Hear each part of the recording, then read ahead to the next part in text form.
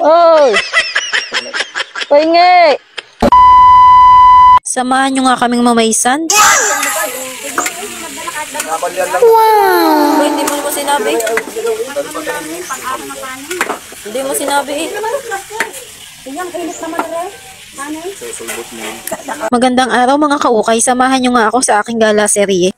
Baysanan serye pala. Ngayong araw nga kasi ang desperas ng kasal ng aking pamangkin, anak ng aking kapatid, September 19, 2025. At bukas naman yung mismong kaarawan ng kasal nila, September 20, 2025. Kakapasok pa nga lang namin ng gate ay napansin ko nga itong mga isda sa baba. Napakaraming ang tilapia at maliliit pa nga ito. Madaling araw pa nga ng alas 5 ay andito na nga ang aking mga kapatid at ang aking bayaw. Naghakot na nga kasi sila ng mga gagamitin sa pagluluto at sumunod na nga lang kami ng inay dahil inasikaso pa nga namin ang aking pamangkin kasi may pasok siya ngayon sa eskwelahan. Kung nagtataka nga kayo bakit may swimming pool, dito po kasi ito ginanap sa Barangay Santa Ana, San Pablo. Inerkila nga po ito ng aking pamangkin para nga dito ganapin ang kanilang desperas ng kasal. Meron nga po siyang dalawang swimming pool na pang bata at pang matanda. Simple nga lang po siya at kung maliit nga ang pamilya nyo ay pwede na nga kayo dito. At malapit lang din po siya sa tabi ng kalsada at meron din siyang maraming paradahan ng sasakyan. At dahil nga malawak din ang area ay pwede nga na dito ko na din magluto. At nang dumating nga kami, halos matatapos na nga sila sa mga gayatin o mga ricado. Kaya sinimulan na nga nila ang pagluluto dahil marami pa nga silang kailangang lutuin. At dyan nga ay makikita nyo na namamahinga nga sila sa may lamesa. Maya-maya nga inaya ako ng aking bayaw na manguha daw kami ng bayabas doon sa may likuran.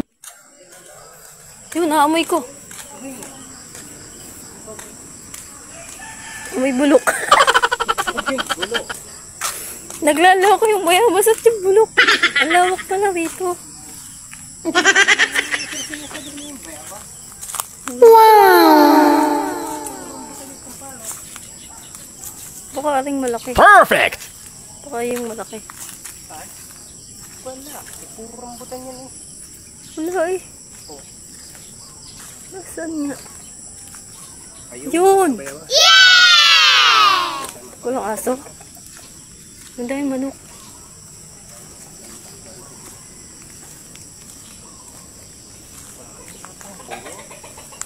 Dami manok. Alo, nabubulok lang. Aww. Bulok na. Bulok na. Parang namumuto. Bulok na. Ay, tumulong na laki. Bulok. Bulok. Nabulok lang yung mga bayabas.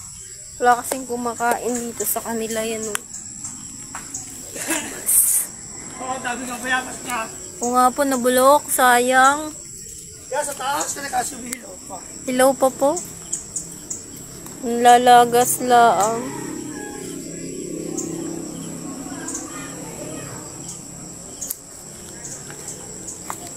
Sayang. Pagkataas kasi. Ang unti pa niyan ha, ang iingay na. At habang busy nga sila sa pagluluto at paghahanda, ay busy nga rin ako din sa paglalandi sa may swimming pool. Running water nga siya pero hindi siya malamig. Gusto ko na nga sanang maligo kaso lang ay wala pala akong dalang damit dahil hindi ko nga alam na dito pala gaganapin sa resort. At dito nga sa lamesa ay makikita nga natin yung mga minarinate na nilang ulam. Hindi pa po yan luto pero mukhang masarap na nga silang kainin. Sa mga oras na yan nga ay nakaramdam na ako ng gutom. Sino ba namang hindi magugutom kung ganyang kasarap ang makikita mo sa lamesa? Sile, pampainit ng puwit. Lalak daw din eh.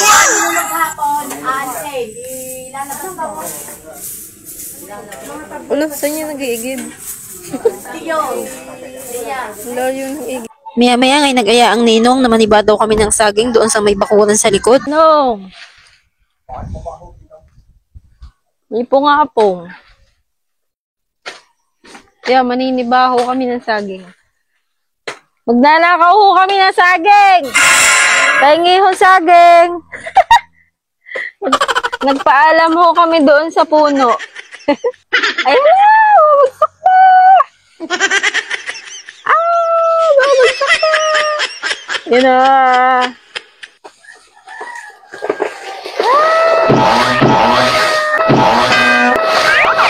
Ay! Nasagalan! Nadaganan. Nagulat na nga lang ako sa nangyari at hindi ko talaga napigilan ng tumawa. Sinalo nga ng ninong yung saging dahilan para dumulas siya dahil na out of balance nga siya. Natuwa nga ako dahil napakarami nga ng bunga nito, halos 14 na piling nga siya. Nakakuha pa kami ng salagubang. Oh. May salagubang Ano pa. na sa lagubang? Ihipan. Para lumipad. May nangunguha ng bayabas ko. Oy! Pahingi! Ilan tayo dyan? Ayun na lang. Dalawa. Kami lang ni Mare? Ito po ang saging. Dinala na. Yeah, pinuti na yung saging. Dali-dalin na nga yung binuhot ng ninong at baka nga mahuli kami ng may-ari. Aray ko. Pag nagkataon nga, ngayon lang ako makakakita ng namaysan na nakulong dahil sa pagnanakaw ng saging. Aray ko.